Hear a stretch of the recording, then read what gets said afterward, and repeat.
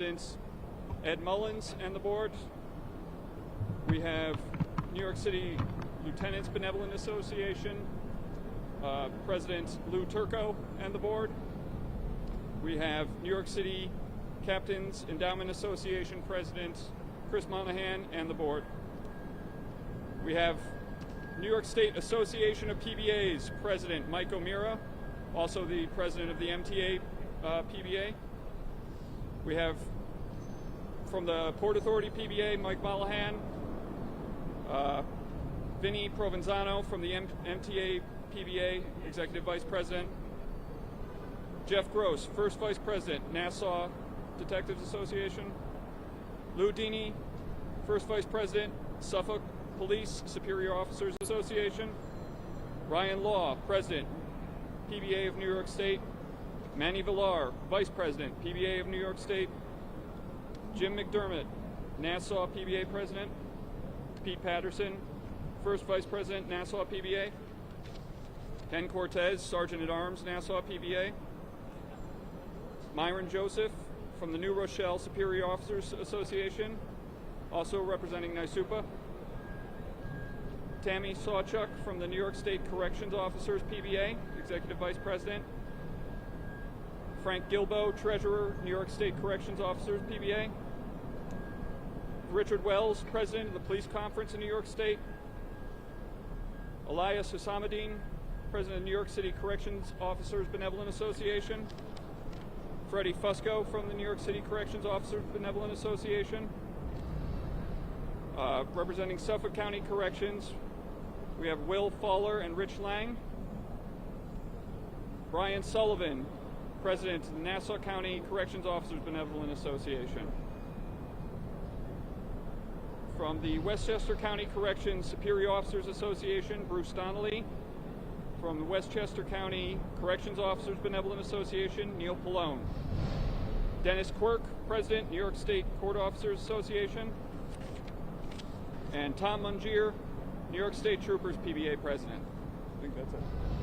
Patty?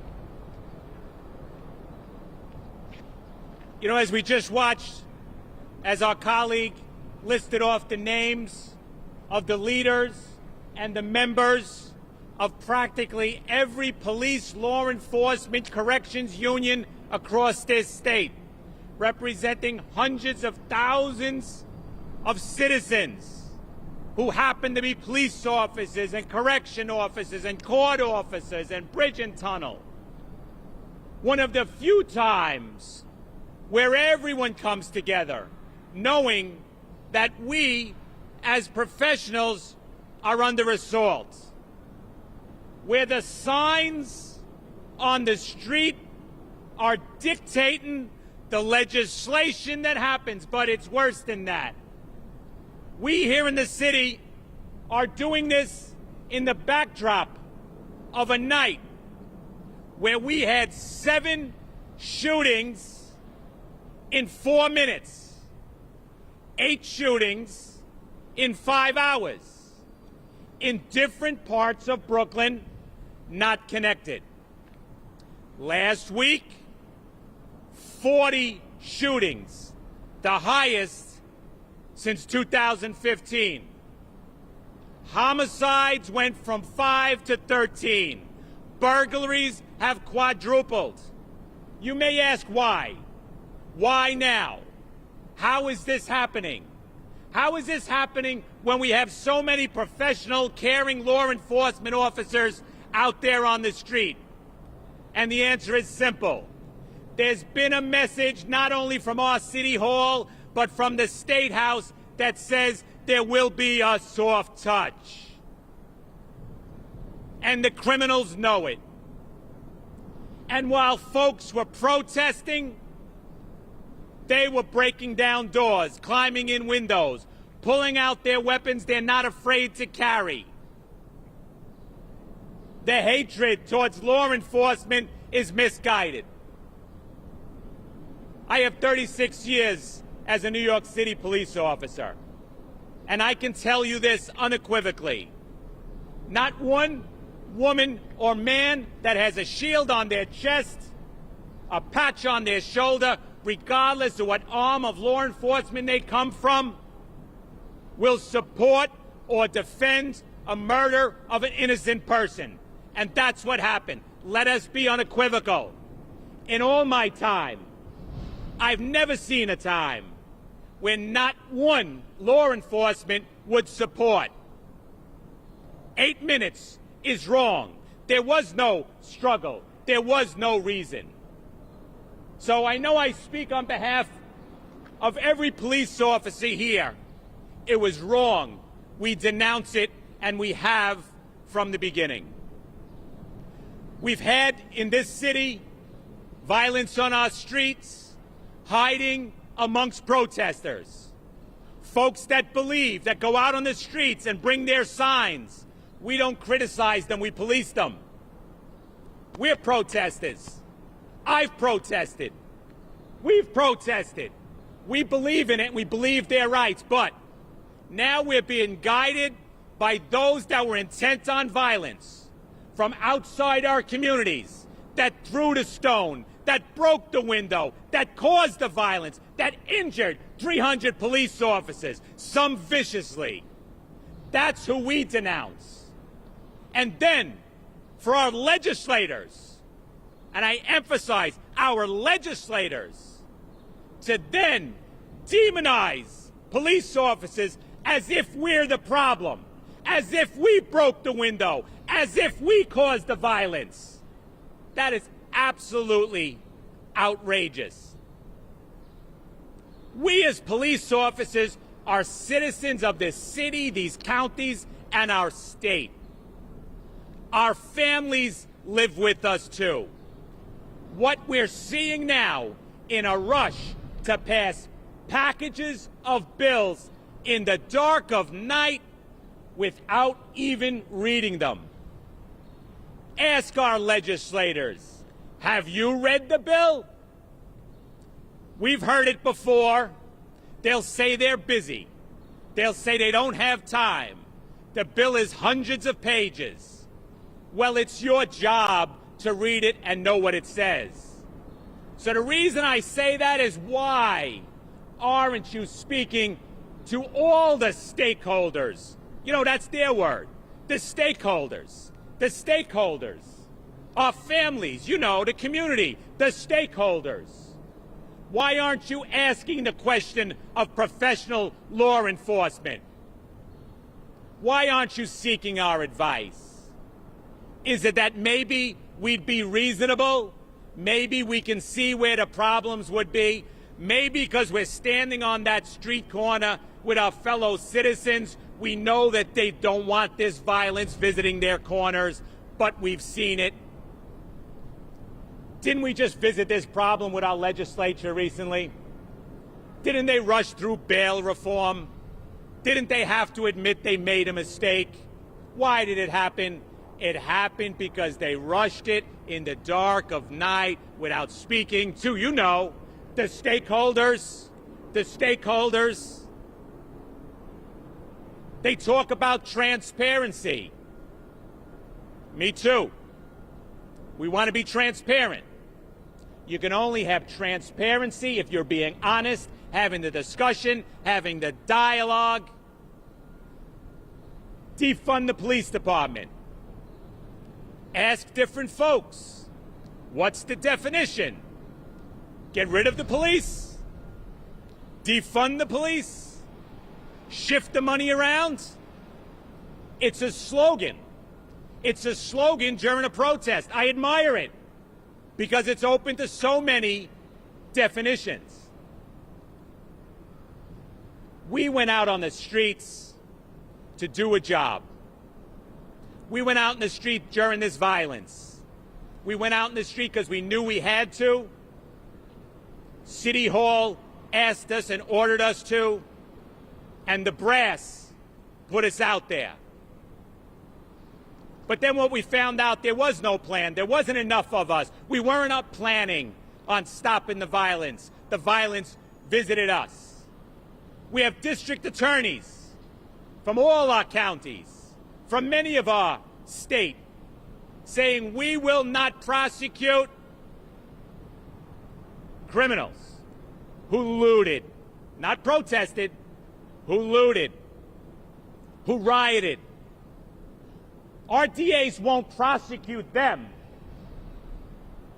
But you know what's on the hearts and mind of everybody that has a shield in their hip pocket today?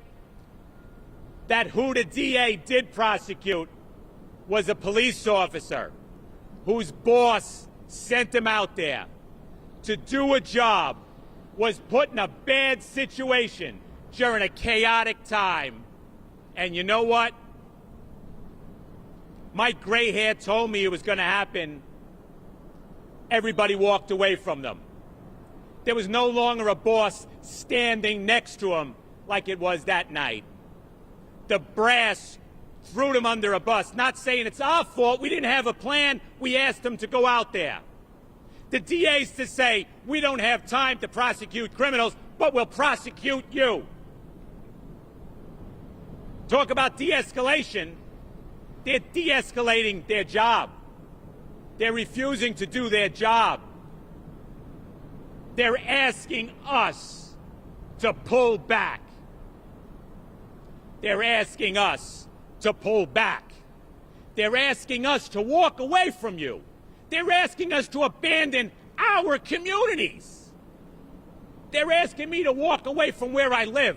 They're asking me to walk away from where I work. They're asking us to walk away from the neighborhoods that we brought back. And that's what's happening. And you know what? We don't have a choice. If we put our hands on the criminal, you're going to jail. I'm not being dramatic. That's how bad it is. No one's read the bills. They're following the crowd. What's the joke? I'm the leader. Where's my people? Let me catch up with them. They're legislating by signs in a protest. We have our leadership who think they'll appease the criminals, who think they'll appease the rioters. They think they'll appease our critics. You know what my job as a New York City police officer is? When I put that shield on my chest, I put that patch on my shoulder, my job at that protest is to stand on my own 2 feet. My job and your job is to make sure we protect your right to say what you believe as loud as you want, wherever you want. And we'll stand that line.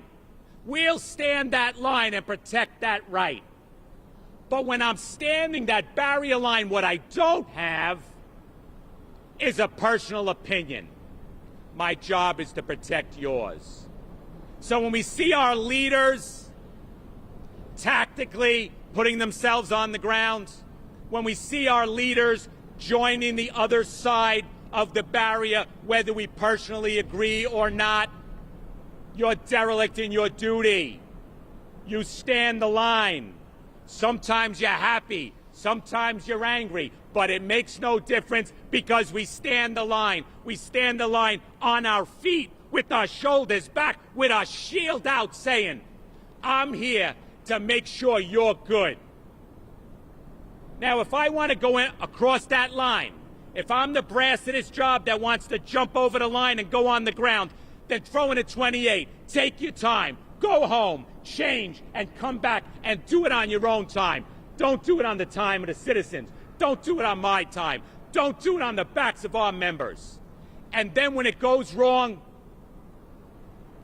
and a DA says we're going to lock you up, you should be standing next to them saying, I'm the leader. I sent them out. I should take the hit. I should get locked up. But don't hold your breath. We're not going to see that because they've walked away.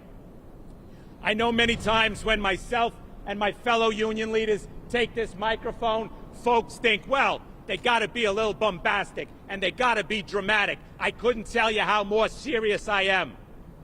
A while back, we had a press conference where we turned our flag upside down. I said we're under distress. They said we're under distress, and nobody listened. I don't want the neighborhood I worked in, that I brought back, that we brought back, I don't want it to slide back. Homicides, 5 to 13. Shootings, 40 last week, the highest since 2015. 7 shootings in 4 minutes, 8 shootings in 5 hours in different neighborhoods in our borough. Disconnected. Don't be fooled. It's not some gang guy running around town shooting everybody. It's separate incidents. Ask yourself, why do they feel emboldened to do it? Because there's no consequence, there's no cops, and we're held back. We look great in our blue uniforms. We look great when we're standing straight up on the corner. But the message of a soft touch means you look great, but don't get yourself dirty. You look great, but look like a potted plant. Some of the things I'm saying you've all heard before. Those of us that grew up in this city understand what I'm saying. That's the police department we left behind. We, in this city and state, are the most restrained police department in the country. The most restrained police department in the country. Ask Minneapolis if they're the same. We don't defend, we won't defend, we have not defended. I will defend those that stand here. I will defend my family. I will defend our citizens, both here and who are now in phase 1 going back to work. Why did the crimes happen? We're pulled back, we're demonized, and all the cops had to run to Manhattan, out of the boroughs, to stop looters. That's why it happened. It's my honor also to stand here with others that represent so many. And it's my honor to introduce Richie Wells to come up here, a man that is on the front lines with us for many, many years, and many of our police officers he represents. Yes, sir. Thank you, Pat. Morning. I'd like to address the ramifications for every police officer in this state and nation on what's being done today in Albany and what's being contemplated in Washington, D.C. The message has been sent very clearly to police officers by our elected officials. We don't like you. We don't respect you. We will not support you. We want you to go away. And if at all possible, we're going to do everything we can to make that happen. That's the only way you can read the bills that are being contemplated right now.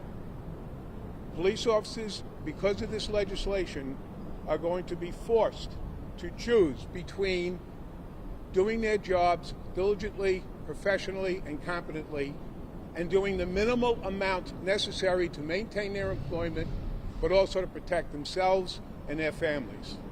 That's the choice they now face. Because if they continue to do the job the way it's always been done, the way Pat just described it, they're going to be investigated so thoroughly, so minutely scrutinized, that they're not going to continue to do that. They can't. Because no matter what they do, it's going to be wrong. They will then be the subject of an investigation, a prosecution, an indictment, and possible prison terms, simply for doing what they've always done and been trained to do. That's the message that's being sent. Unfortunately, our people are going to have to deal with that. They're your neighbors. Everybody that's listening to me right now has a friend, a relative that's a cop. We are not racist groups. We're your neighbors. We're part of your community. But you'd never know that by the way we're currently being portrayed. One incident in one area results in every cop in this nation being tarnished. Rational people discussing abolishing police departments and replacing us with social workers. I never thought I'd live to see a day like this. And all the cops are trying to do is protect the community and go home to their families at night. That's it. That's it. But under these new rules, is a cop going to chase an armed suspect? Is a cop going to look after he just received a notification of somebody who just raped a woman and is still in the area? Is he going to look for that person? Why would he? Why would she? Because any confrontation with anybody now results in some sort of physical contact, the cop is wrong.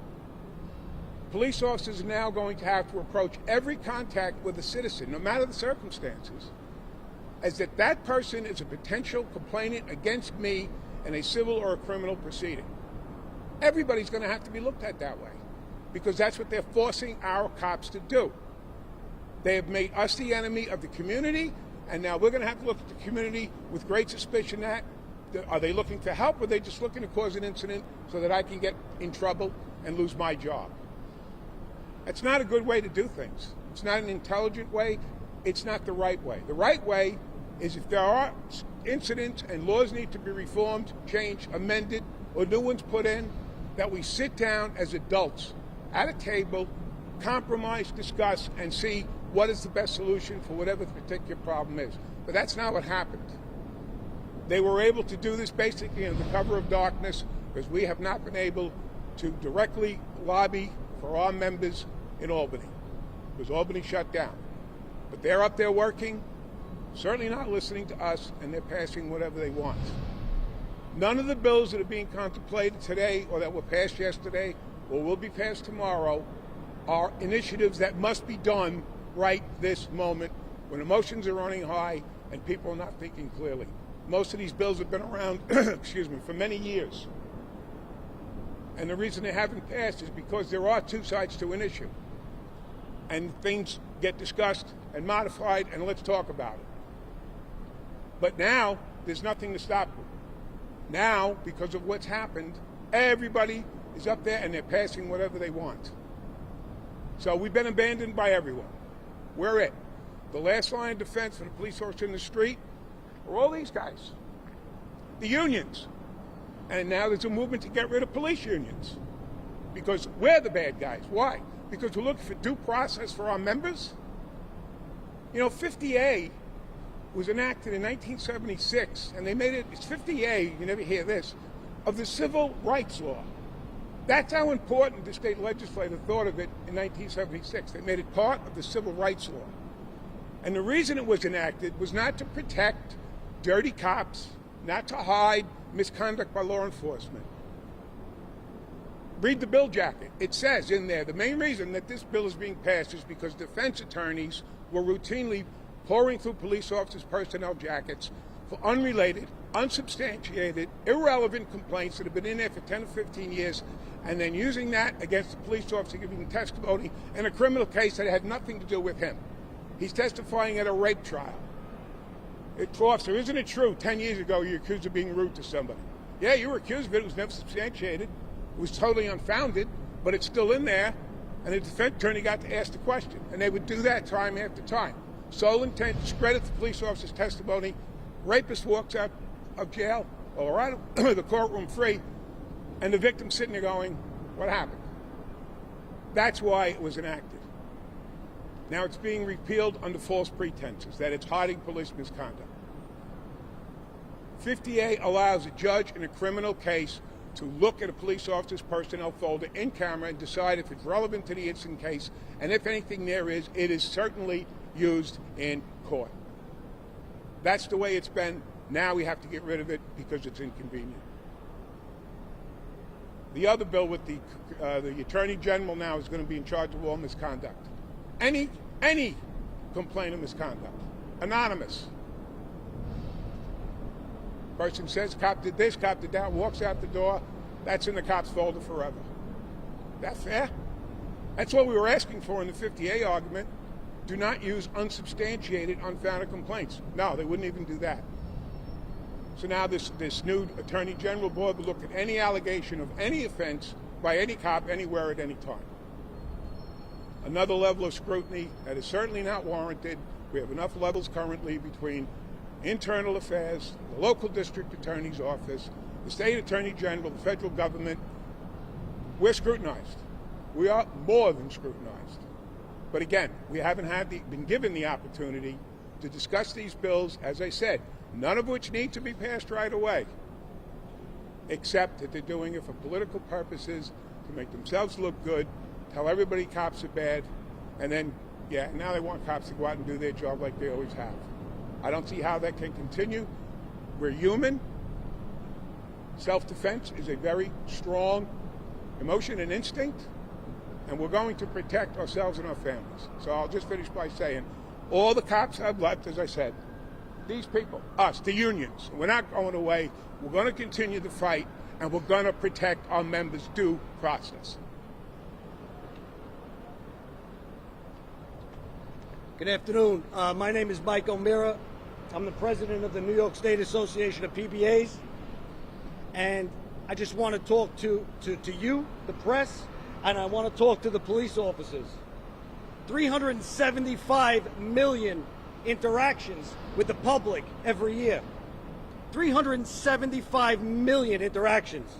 Overwhelmingly positive responses.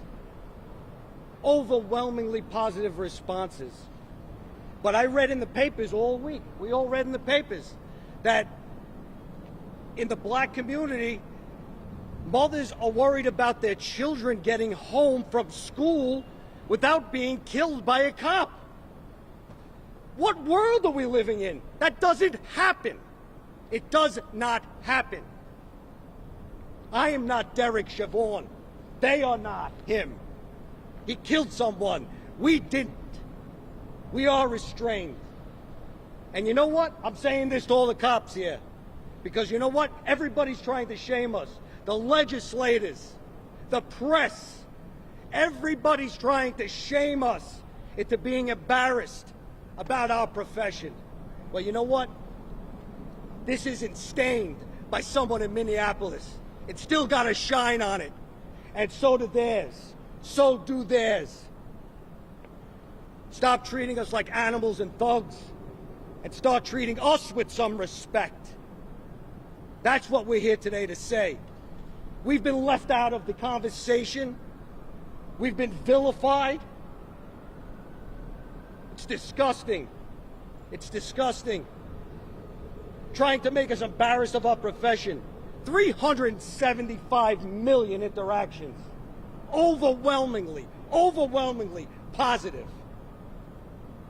Nobody talks about all the police officers that were killed in the last week in the United States of America, and there were a number of them.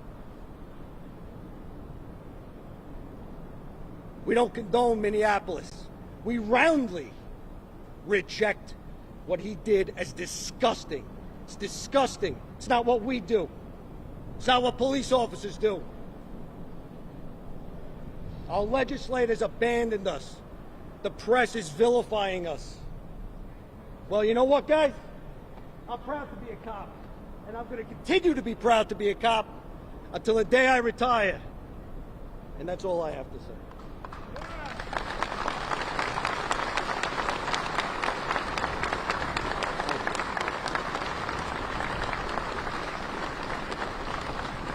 Thank you. I want to now introduce Elias Housamadine from the Corrections Office of Benevolent Association to speak on behalf of his members. Every day, a correction officer is assaulted in these jails. Every day, a correction officer is assaulted inside these jails. Every day, we work with gang members who have communication with gang members in the street. 50A, my testimony before the Senate was, I don't think 50A go further enough to protect correction officers or police officers or law enforcement officers, especially today with social media. I don't think 50A go further enough. I don't want inmates with correction officers' information in their cells because that's where they're going to have it. Why should our personal information, our personnel information be floating around a jail? It's dangerous. It threatens not only me as a correction officer, it threatens my family. My family information is in there. Every day, correction officers walk these tiers, work these jails, work with the people that the police officers arrest, that the DAs, that the judges decide that you don't want in the street. And now the legislator want to take the little bit of protection that we have. That can't be true. They want to take the little bit of protection that 50A actually provides, which I say isn't enough. Every day we don these uniforms. And I think Patty said a lot, and I think he said it best, but every day inside these walls, we have a different situation. We don't have somewhere where we could run or hide or duck or go. When it jumps off with us, it jumps off and we have nowhere to go. For the legislator to take away the little bit of protection that we have in 58, for them to decide that our information is going to be, might as well say on the market, you might as well say it's going to be bid. We're going to have inmates doing all kinds of things to stage situations to set up New York City correction officers. We're in a situation where people, we can't run. We're in a situation where every day, just the other day, a correction officer got his tooth knocked out. Another female correction officer, 16 stitches. Just the other day, a correction officer, female, hit in the head with a peanut butter jar and have a permanent scar in her head. And the legislators have decided that all of their information should be available in some inmate's cell. Like Patty said, like the other brother said, we're demonized. Now, we're a little different from PD. We don't have Bloods or Blue Blood. We don't have Chicago PD or Law and Order. When it comes to corrections, we have Orange is the New Black, or the odds. We're really freaking demonized when it comes to law enforcement. But I'm saying to the legislature, I'm saying to you, the press, I'm saying to everybody that's listening to the voices, that we're saying to you, we deserve to be protected as we protect you. There's no way that we protect you and you don't protect us. Somebody you need to say to the legislator, no, don't do this. Stop making these backdoor deals. They're going to say, we spoke to you. Yes, I testified. Yes, they spoke to me. But they didn't give me a chance to say what I really think. They didn't give me a chance to really be at the table and say, no, I don't think this is good. I don't think this is going to work. No, they already made up their minds what they're going to do. What happened to George Floyd is a crime. But don't penalize correction officers, police officers for what happened. Don't take the opportunity to take advantage of what happened and what's going on right now across the country to decide that you're going to further take away the protection, the little bit of protection that we have. Don't put the lives of our family at stake, because that's what you're doing. Regardless of what you say, regardless of what the legislators say, you're putting the life of our family on the line. And correction officers, police officers, we deserve more. Thank you. Thanks, man.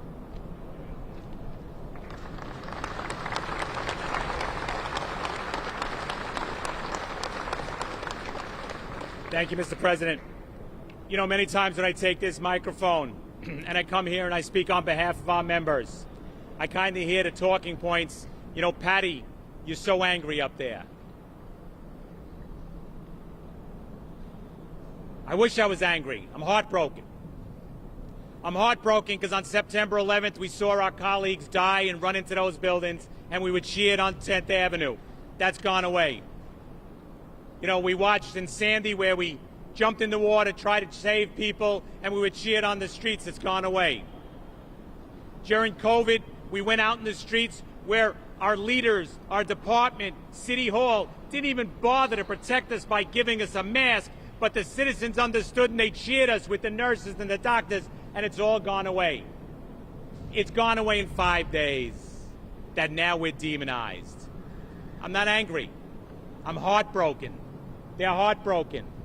When is it you see so many women and men that wear uniform, so quiet, standing so somber?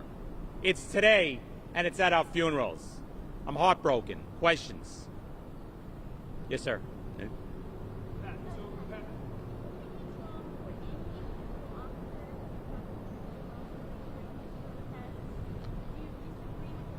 Yep. Mm-hmm. Right. I ask for my members the same thing, the same rights that you're entitled to. Due process. Every union leader would say we fight for fairness. Bring the facts in. Give us our day. But to criminalize the job that we were sent out to do in a difficult time when we were under attack, and that the job doesn't want to give us that due process where a DA says, I won't prosecute the wrongdoers, but I'll prosecute you. All I ever ask for, and I say it time and time again, fairness. Fairness for us. Constitutional rights. Constitutional rights for us, just like for you. Yes, sir. Yes, sir. If there's an allegation, here's what should happen. If there's an allegation, investigate it, let the facts go where they go. But what do we see here in this city? We see a video, always the same words, go back on your tape. I don't like what I saw. I think he should lose his gun and shields. But then we're going to have an investigation. They got it backwards. Get the allegation. Investigate the allegation. Then decide guilt or innocence, not before. Yes. Yes, sir.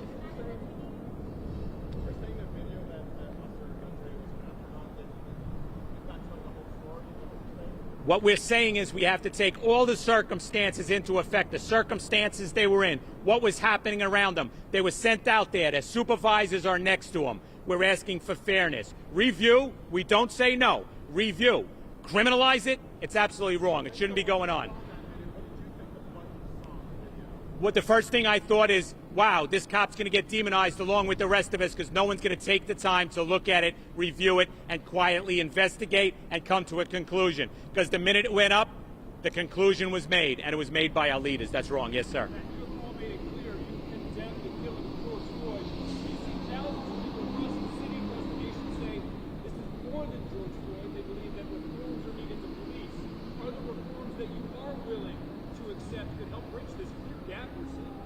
We've been in this police department have been reformed time and time again for many, many years, and that's being ignored.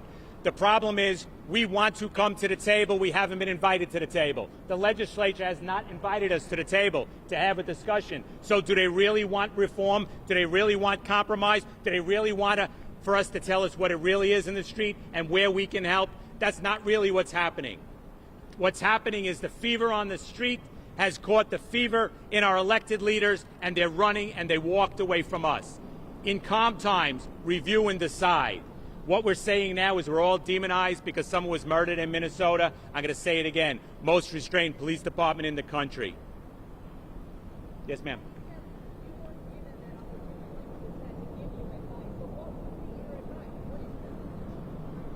My advice would be to sit down with us and have a rational discussion to see where we might be able to compromise, if we can compromise. But we weren't given that opportunity.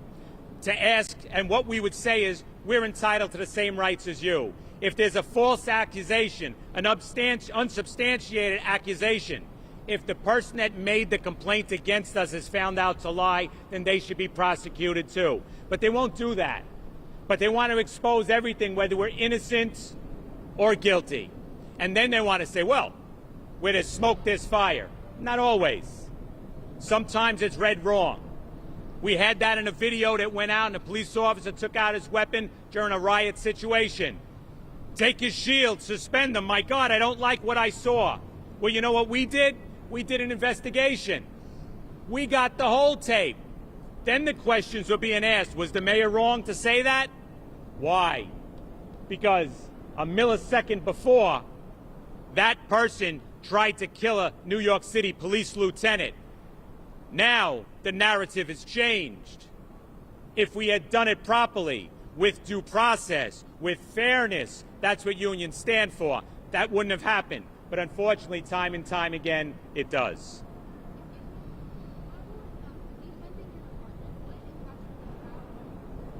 I couldn't hear the last part.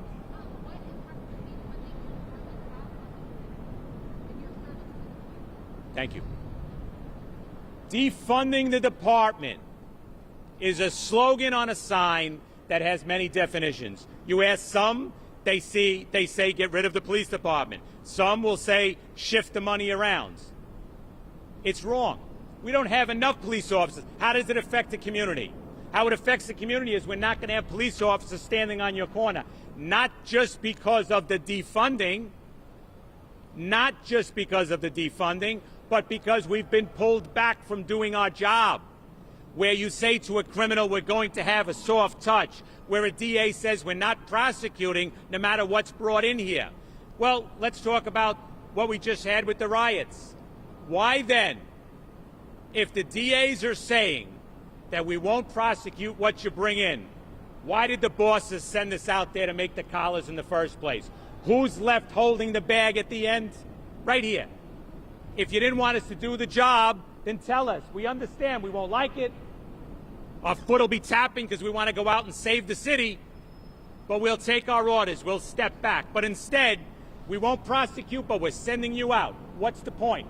But they can wake up and prosecute a police officer that was in a terrible situation. That's just wrong. That's dereliction of duty. Yes, ma'am.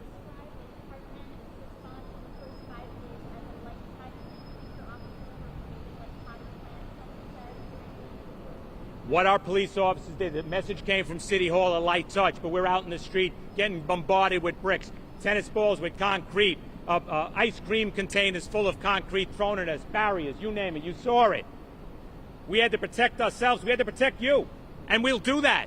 But the shame is they're not standing with us because their message is, why did the violence happen in the first place? Because the message came, cops aren't going to do anything. It's going to be a light touch. That's a message. That's like putting gasoline on the fire. We're there. We don't want gasoline on the fire because standing between you and them is us. So we took the heat. I don't expect any police officer to get bashed in the head. I don't. I expect them to do their job professionally, and they do. I expect our leadership not to send out mixed messages to say there's going to be a light touch, but then send us out there? Ask the mayor that question. Ask the mayor, what was the message you're sending? Go out there, do the job, or don't do the job? Because I don't know. The boss man is saying, light touch. The brass is saying, get out there, do the job. That's a question for them, quite honestly. What is your message? What's the message now? What's the message now? Yes, ma'am. Mm-hmm. Yep. Yes. Right. In any budget, if there's waste and you can shift money, shift it. But what definition of defunding are they going by? If they want to take responsibilities away from us, they want to take vendor enforcement away from us? Anybody want to do vendor enforcement? Why did we get it? We got that job because no one was doing it properly.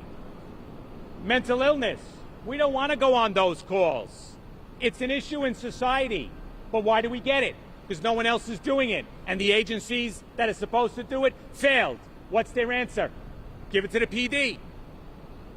If they want to shift responsibilities reasonably, do it. But where are you going to put it?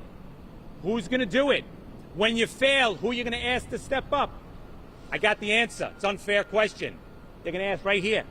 They're going to come back and give it to the PD. Why? Because we do our job well, we do it efficiently, we do it professionally, while the other agencies failed. Every failure on the street corner that we have to deal with, every 911 call is a failure of another agency that didn't do their job.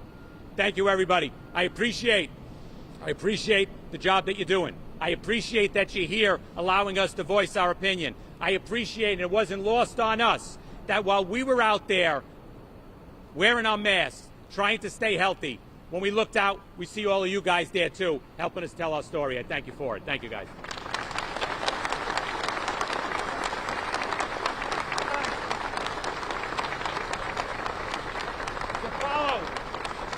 To follow what my brother said, and you've heard it many times,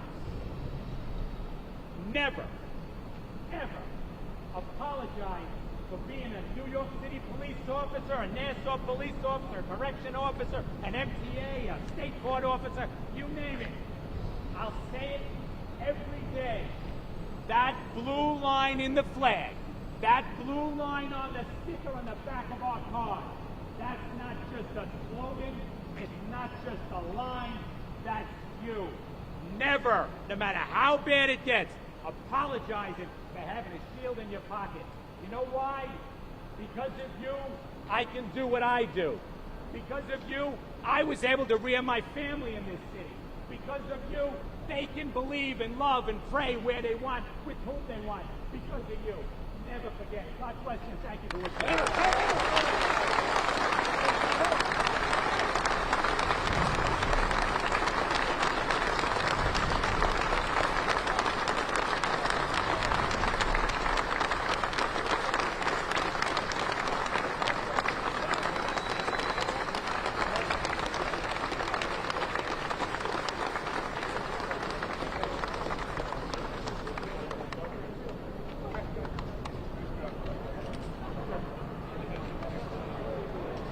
Richie.